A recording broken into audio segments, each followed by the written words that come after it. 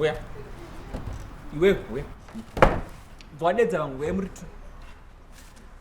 Boys, mukudwana kabende. Alright. Wakomana. Ndangoti ndikudzei. Maudzwa nyaya idzi kabende ada kutorerwa imba ino haisi kuzotorwa. Ndikuzati muri kutozviziva imi matoudzwa kunzi kabende ndaya pamwe ndiana diti vari kunyeperai. Usati imba ino inogara ngesina magetsi mvura hamuna chi asi imba ino haisi kutorwa. Handiti mukuzvinzwa imba imi musatye imi handisi kutya imi musatye imba ino ndeyedu haina mvura ina asi haitorwa. Ndoziva kuti mamusina kundibvunza zvenyu sinoda kungokuudzai kuti chi imba ino haisi kutorwa. Chokerai.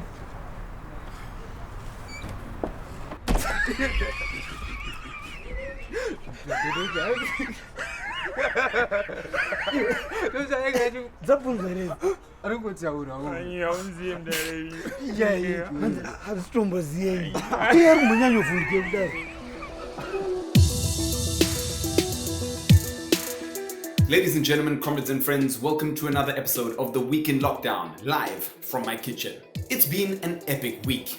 Edie wants everyone to know that there's no coup happening and he wants to start a prayer group to keep it that way. Killer Zivhu has left the building and Kirsty Coventry has finally become a true comrade. But first, something is happening, comrades. We're not sure what, but there's definitely something unusual happening. The last time I saw these guys together was in November 2017 when Bob was trying to assure the nation that there was no coup happening. This week, when they reappeared, Edie was also trying to reassure people that there was no coup. No coup. No. I'm just saying, these serious guys, they don't do Juma get together. I mean, when they show up, something is definitely going down.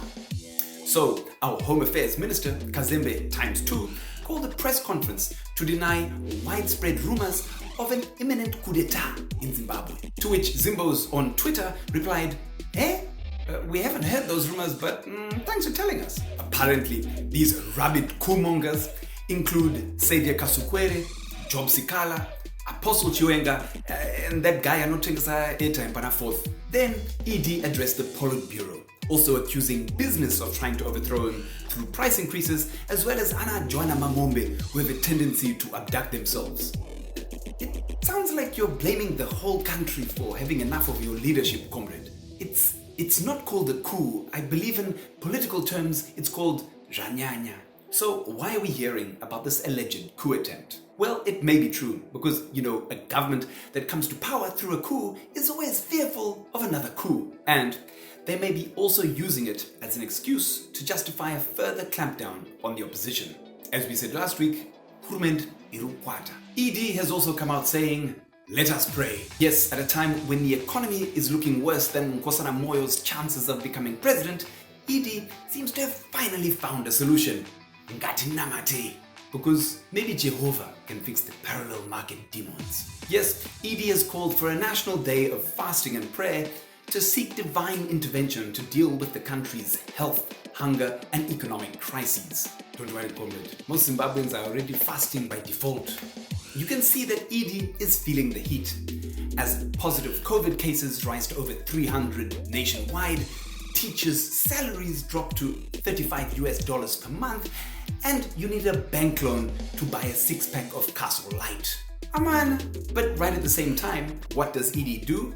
He spends millions of dollars on cars for military chefs. I guess it makes sense, because you have to keep the cool boys happy. I mean, you can't coup against someone who just bought you a brand new Toyota Hilux. And that, ladies and gentlemen, is called ZANU mathematics.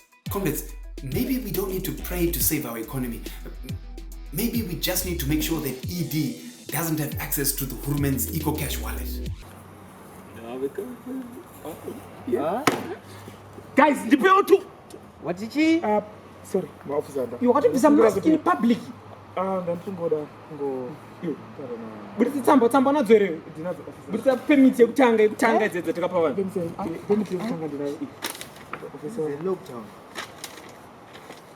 La John Magaram Lunita. Tipe upiachu. But say food. Kasika.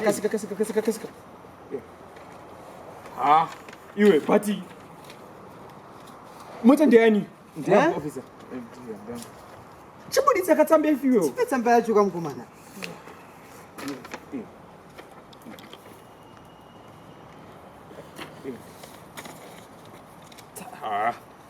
Padala kwana ngati Aye wakanishefu muna akwanika ndingamushaire mosho zviti. Ko tsamba yeningi ye National Prayer Day iripi. Buditsa tsamba ye National Prayer Day. Buditsa buritsa mukomana. Ayo ipanube indine uniform.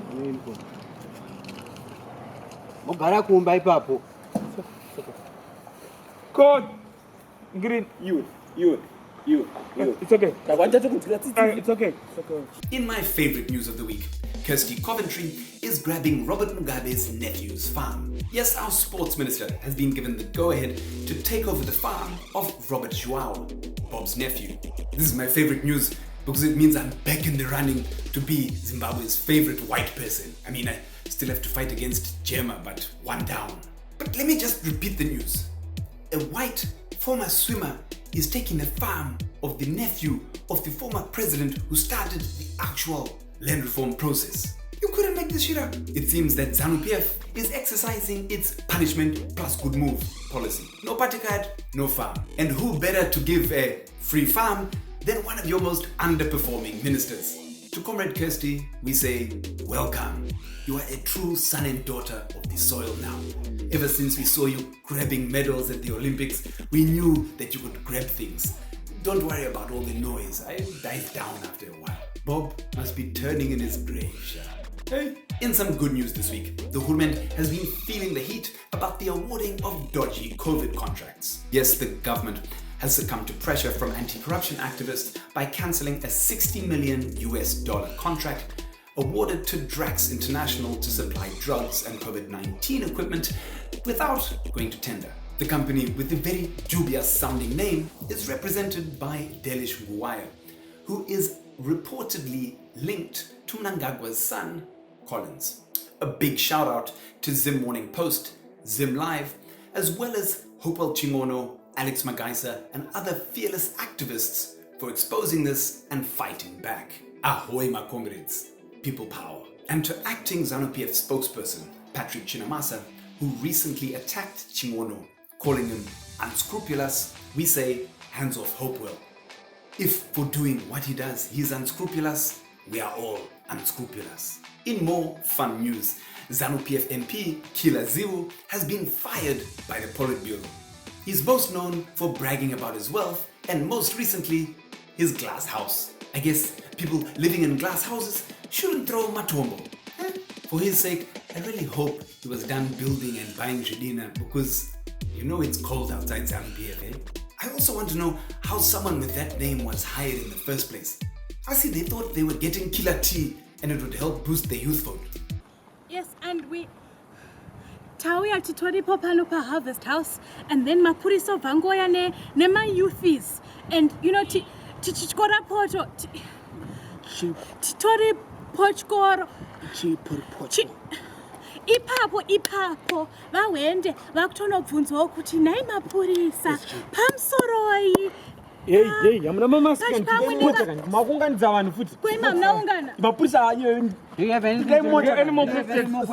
No, anyone answers. I do have something else to say, okay? We are gathered here at Harvest House today. We are trying to address the illegal occupation by the soldiers and policemen of our headquarters. You know, this wouldn't happen in a democratic country. Can you say more? Oh, yes, I can say more. So, you guys, I have my new channel. It's called The Week in Review. The review is actually optional. You can just call it The Week Read because it's the only one that's relevant right now, you know. And yeah, just, you know, drop a comment, like and subscribe. What can we expect now? In these times of corona and lockdown, things can move fast. And as a president, we can tend to forget certain promises that we may have made. So let's take a walk down lockdown memory lane. Whatever happened to the fortnightly review of lockdown level 2? It's been more than 2 weeks now, no? Whatever happened to the $200 cushion for vulnerable people? Did they get it? Whatever happened to the Youth Relief Fund? Any of you youthies out there get anything? whatever happened to the $500 million SME support fund?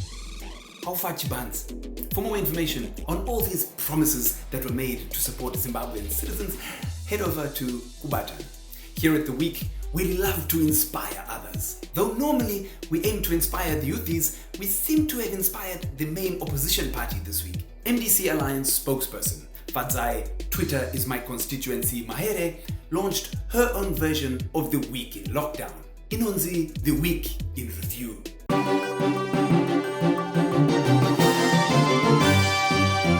To all supporters of the Movement for Democratic Change Alliance and to all Zimbabweans, it's been a really hectic week, so I just thought I'd check in with you on 3 key issues. The first one is about the attack on our freedoms.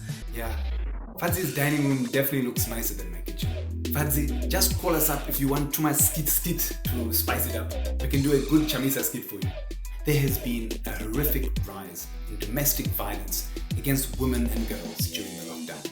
A really inspiring initiative called Roots is offering safe houses for victims of domestic violence during the lockdown. Please get in touch with them to donate food packs, health packs, and to offer solidarity during this really trying time. Thanks for joining us on The Week in Lockdown. Follow Magamba TV on social media. I've been Comrade Fatso. You have been the people. This has been The Week in Lockdown. Regandijke Banana Republic. Thank you and Futsek.